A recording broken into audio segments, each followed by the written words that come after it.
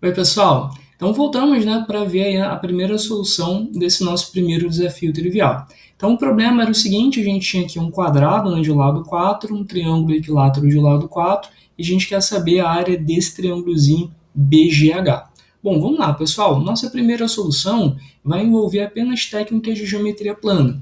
Então a primeira coisa que a gente pode fazer, a primeira coisa que a gente consegue fazer é achar aqui essa base BH. Então, como eu quero descobrir a área de um triângulo, a minha ideia vai ser fazer o cálculo da maneira mais simples possível, que é calculando base vezes altura sobre 2. Então, vamos pegar aqui BH, vamos dizer que BH é a base, e a altura vai ser esse segmento perpendicular aqui a BH, que contém o vértice G, tá bom?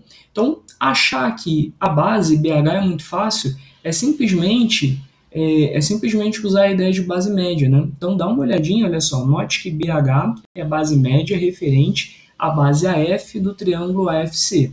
Então, o triângulo AFC, esse triângulo tem a sua base média desenhada. Por que eu sei que BH é a base média? Porque B é ponto médio do lado AC e porque BH é paralelo a F. Sendo BH paralelo a F, H também é ponto médio do segmento FC e BH é base média. Base média referente à base AF, então a sua medida é metade da base AF, a medida é 2, tá bom? A gente também podia fazer por semelhança aí sem problema, né? Eu acho legal usar a ideia de base média nesse caso. Segundo passo, né? Lembra que a gente está querendo achar a área, então a gente está querendo fazer base vezes altura sobre 2. Então a gente tem que dar um jeito de encontrar a altura.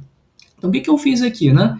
Peguei e destaquei esses dois triângulos, tá? Esses dois triângulos eles são semelhantes e daqui a gente vai tirar a semelhança que vai dizer para a gente quanto que vale a altura desse triângulozinho BGH que a gente quer calcular a área. A gente já sabe quanto que vale a base é 2, se a gente descobrir a altura, a gente consegue encontrar a área desse triângulo sem problema.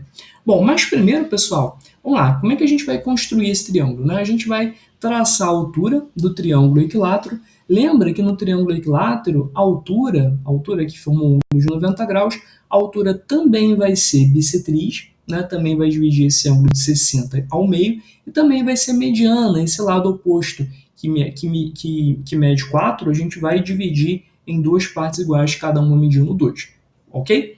Bom, a gente vai calcular aqui o IJ ele vale 1, tá? De novo a gente pode usar a ideia de base média. Agora você vai olhar para o triângulo HBC, vamos lá, esse é o vértice H, esse é o vértice B, esse é o vértice C, esse segmento J é base média, então ele vale metade aqui da base 2, ele vale 1. Também poderia fazer por semelhança.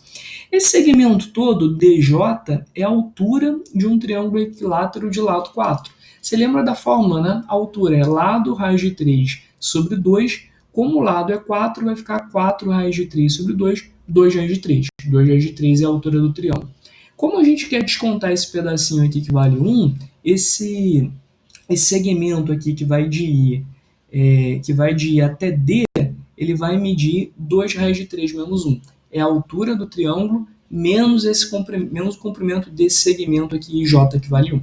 Ok, pessoal? Bom, a gente já tem, então, essas duas retas verticais, né? DJ é uma reta vertical, BH também é uma reta vertical, ou seja, elas são paralelas. Então, esses dois ângulozinhos, 30 e 30, eles são iguais, eles são congruentes. Além disso, né, esses dois ângulos aqui, O em G, são opostos pelo vértice, são congruentes também. Esse ângulo em H é igual a esse ângulo em I, chamei cada um de alfa. A gente já conseguiu estabelecer aqui a semelhança entre esses dois triângulos. Como esses triângulos são semelhantes, a gente pode dizer que a razão entre as bases dos dois, né, a razão entre BH e DI, a razão entre as bases, é igual à razão entre as alturas. No caso aqui, H e 2 menos H. Tá? Quero chamar a altura desse de H, a altura do outro vai ser 2 menos H, porque a soma desses dois comprimentos tem que dar 2, né? Que é esse pedacinho aqui, esse segmento que é metade do lado do triângulo, tá bom? Bom, pessoal, BH então a gente sabe que é 2, DI a gente sabe que é 2 raiz de 3 menos 1, você vai igualar isso com H sobre 2 menos H. E aí é só multiplicar cruzado, né? Multiplica cruzado, ficou aqui menos 2H, vai passar para o segundo membro positivo, né, vai passar somando 2H, e aí vai somar com esse menos 1, o 2 vai somar com esse menos 1, vai ficar mais 1, né? Depois você passa esse fator que multiplica o H, você passa dividindo, e aí é só questão de fazer a racionalização, né? Se quiser, você vai encontrar que a altura é dada por essa expressão. 4 que multiplica 2 raiz de 3 menos 1 dividido por 11, né? Bom, pessoal, a gente conseguiu encontrar então a altura do triângulo que a gente queria. Como a gente quer encontrar a área, como a gente quer calcular a área, basta fazer então base vezes a altura sobre 2. Então a base é BH, a gente já sabia que era 2, né? A gente encontrou no primeiro passo. No segundo passo a gente encontrou o comprimento de H, que eu copiei aqui, é essa expressão, e divide por 2 da fórmula.